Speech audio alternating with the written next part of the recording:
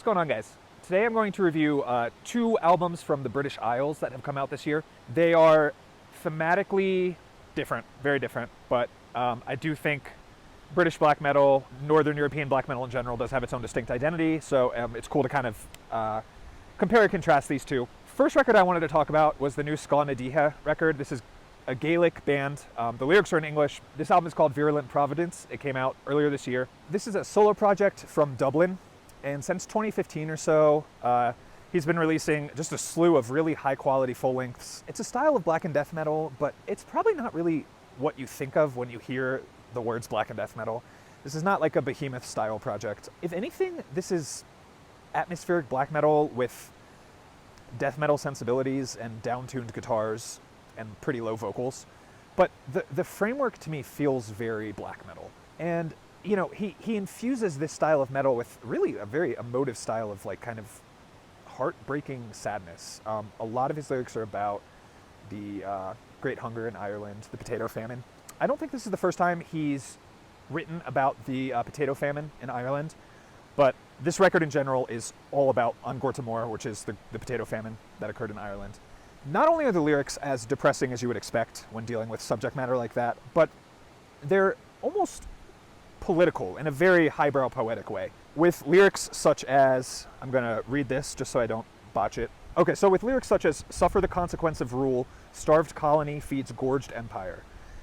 You could almost consider this political black metal, maybe even leftist black metal.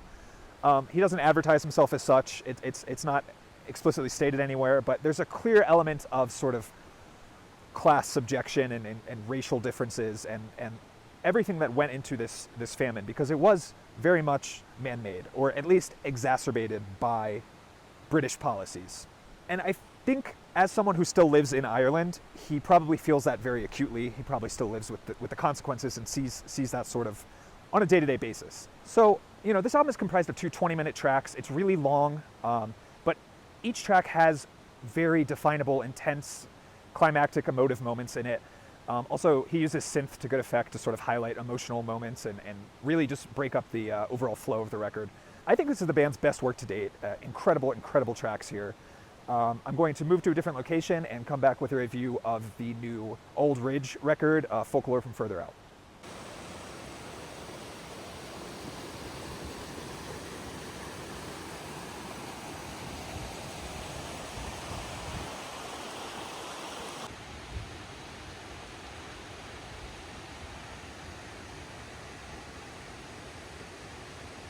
All right, so now I want to talk about the new Auld Ridge album, Folklore from Further Out.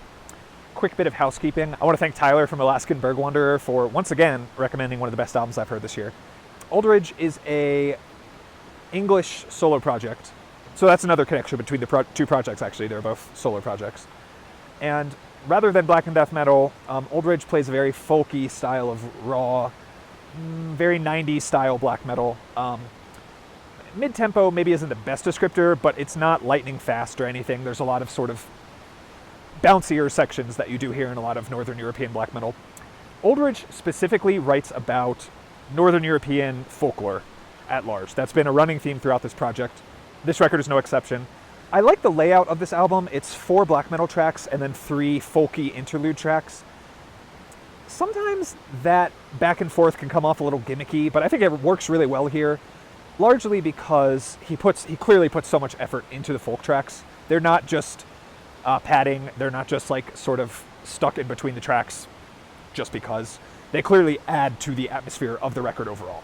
So I actually really like the interplay between the two. It's almost Agalakian in a way. There's even some folk elements mixed into some of the actual black metal tracks. So in general, you know, black and folk metal, really, really good pace on the record, but the production could be a turnoff for some people. It is pretty raw. Something I do love about this record is that the bass is mixed very loud. I absolutely love that in a black metal record, especially a record like this that isn't just about aggression and being super fast all the time. It adds a lot of character, and there are some points where the bass even like adds some unique melody, which I'm a huge fan of.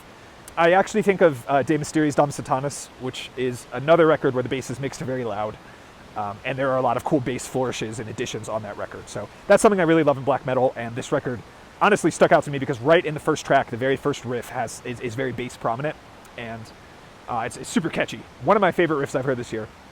Lyrically, it's not just about English folklore, right? He's casting further afield. One of these tracks is actually about a werewolf in Ireland, which is, if you could write any single song to appeal to me, that would pretty much be it. I absolutely adore it. The lyrics are great. Tyler, again, was kind enough to send me pictures of the lyric booklet, which is awesome. It was great to be able to read the lyrics because he has done zero promotion for this album. It's not on Spotify. It's not even on Bandcamp. He just kind of released it and said, I hope whoever finds this enjoys it, basically. So it was cool to actually get an insight into what the project has written as far as lyrics go, and in general, just to see the pictures, that he associates with the record. There's a great shot of him. It's a 2-page shot of him walking through this just snowy forest with a big hiking stick, and it's just perfect. It really fits my aesthetic, really scratched that itch for me. So yeah, I mean, it's black and folk metal about folklore, very raw, very to the point. You have 7 to 8 minute tracks as far as the black metal ones go. The folkier ones are 3 to 4 minutes. Whole records is 7 tracks, 45 minutes long. Super digestible listen. I'm really leaning heavily into shorter records this year. Something about a record that just gets to the point is I'm finding very satisfying lately. This is absolutely one of those records. I had no idea this project existed until Tyler told me about it, so I wanted to kind of pay it forward and suggest this one to all of you. Definitely give this a listen. It's almost certainly going to be in my top 10 this year. I'm absolutely adoring it, and I'm really excited to go out and check the rest of his catalog. Let me know if there are any records you guys want to see me review, or if there's anything you've been enjoying this year. Thanks for watching. Like, comment, subscribe. Have a good one.